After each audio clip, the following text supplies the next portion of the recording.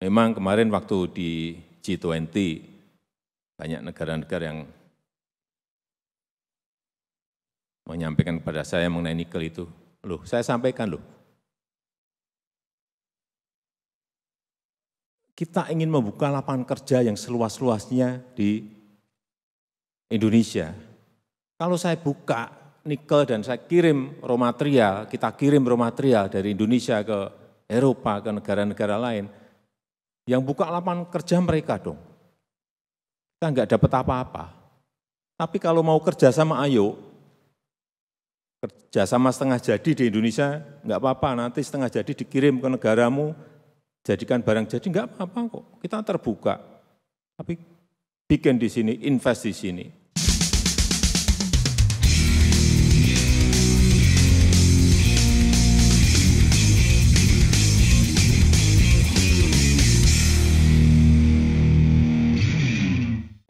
Mungkin banyak generasi milenial kita yang tidak tahu bahwa sejak lama negeri kita ini tidak berdaulat di tanah sendiri.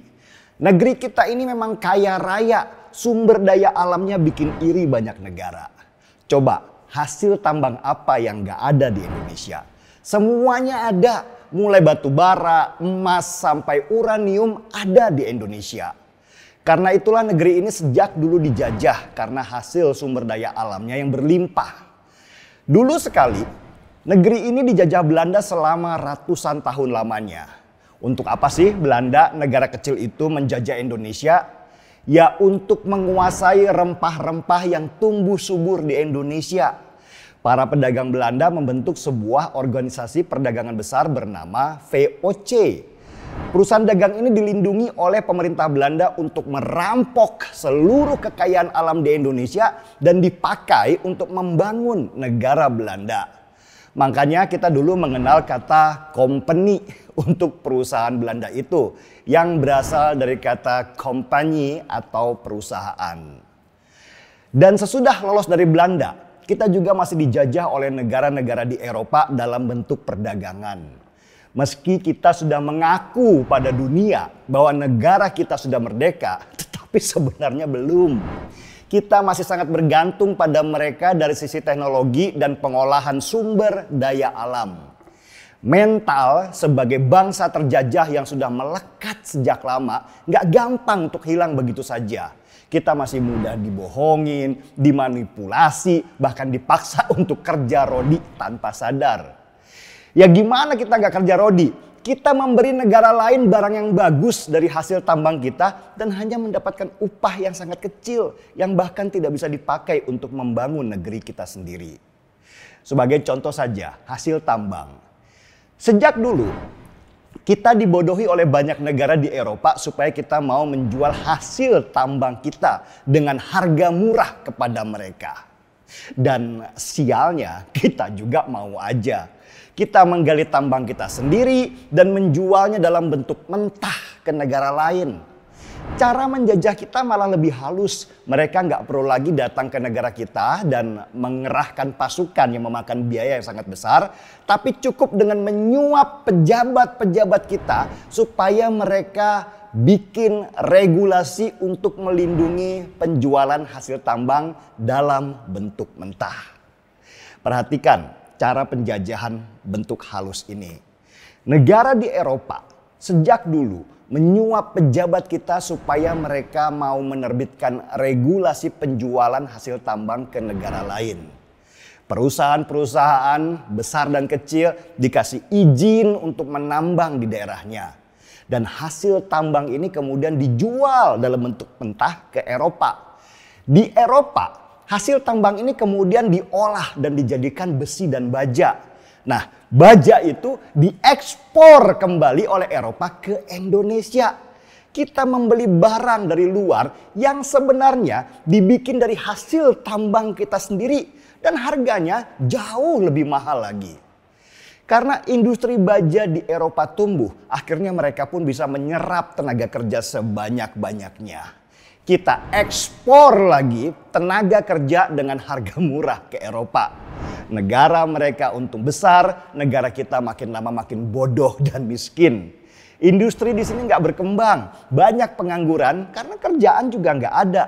Dan akhirnya kita sulit menjadi negara maju karena kita bodoh, gak paham teknologi pengolahan, dan seumur hidup hanya menjadi konsumen dengan harga yang ditetapkan dari negara luar.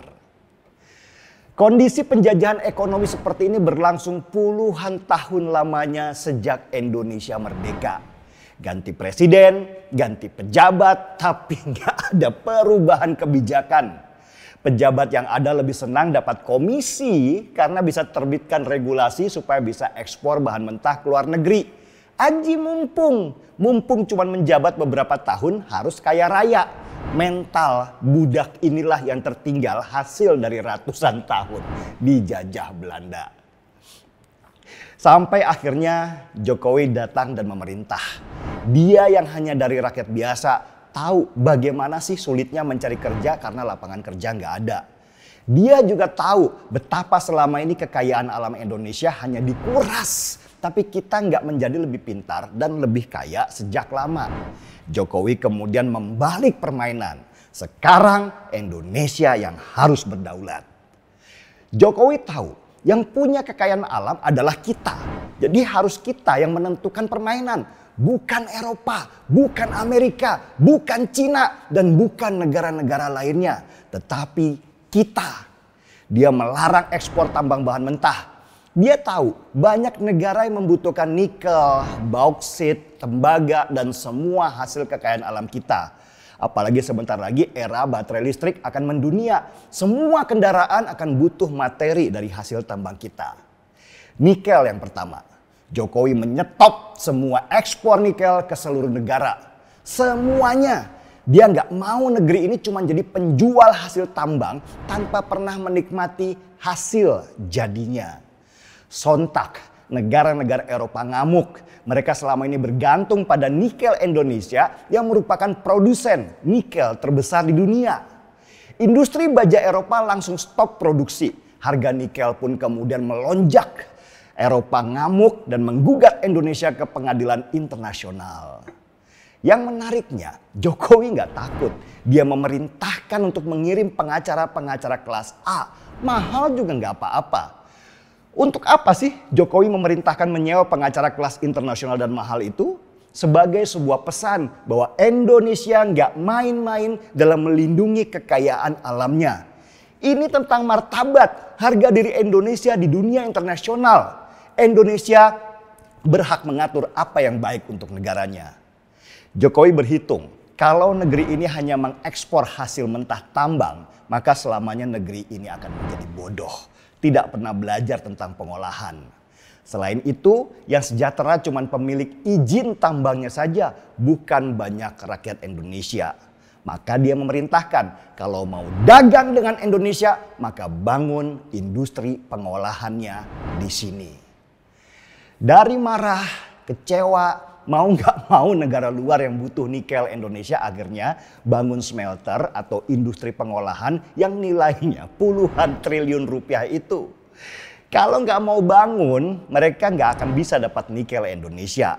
Dan perintah Jokowi itu malah membangun lapangan pekerjaan baru di negeri ini. Ribuan tenaga kerja terserap di industri pengolahan. Selain itu, Indonesia bisa mengintip teknologi pengolahan sehingga satu waktu bisa bikin sendiri di sini. Inilah yang dinamakan transformasi teknologi. Cerdik kan presiden kita yang dibilang pelanga pelongo itu? Sesudah nikel, rencananya bauksit dan tembaga juga akan dilarang untuk diekspor mentah. Makin banyak yang ngamuklah negara-negara yang selama ini tergantung pada bauksit dan tembaga di Indonesia. Tapi mereka mau apa? Mau gugat Indonesia? Indonesia siap, carikan lagi pengacara. Dan ini belum selesai. Sesudah Jokowi melarang ekspor material mentah tambang kita dan mewajibkan untuk membangun industri pengolahan setengah jadi lewat smelter, nanti ke depannya semua hasil tambang baik mentah maupun setengah jadi dilarang diekspor ke luar negeri. Loh, kenapa? Ya karena Jokowi ingin hanya Indonesia lah yang bisa memanfaatkan hasil tambang untuk diri kita sendiri. Nanti itu entah 5 atau 10 tahun lagi, semua negara yang ingin pakai hasil tambang Indonesia harus bangun industrinya di sini. Jadi misalnya begini, kalau Tesla butuh nikel Indonesia untuk baterai listriknya, nggak bisa Tesla hanya bangun smelternya doang, tapi dia juga harus bangun industri pembuatan baterainya di sini. Dengan begitu, kita transfer teknologi lagi, membuka lapangan kerja lagi, pajak kita nambah lagi. Keren kan? Sebenarnya konsep bisnis Jokowi ini bukan barang baru. Tapi masalahnya belum ada pemimpin sebelumnya yang menerapkan ini. Mereka masih takut ketika digugat di internasional. Jokowi meski kerempeng tubuhnya, nyalinya itu seperti singa. Dia nggak takut ditekan, diancam, ataupun ditakut-takuti. Inilah pemimpin negeri yang merdeka dan berdaulat di negerinya sendiri. Dan sudah seharusnya bunyi undang-undang, bumi, air, dan kekayaan alam yang terkandung di dalamnya dikuasai oleh negara dan dipergunakan sebesar-besarnya untuk kemakmuran dan kesejahteraan rakyat, bukan lagi sekedar retorika. Tapi harus dijalankan supaya kelak negara kita akan dihormati oleh negara luar sebagai negara yang punya kehormatan, punya harga diri. Harga diri itulah yang selama ini kita tidak punya karena digadaikan oleh sekelompok politisi lama untuk menggemukkan dirinya, keluarganya, dan juga partainya. Saya seruput kopi dulu.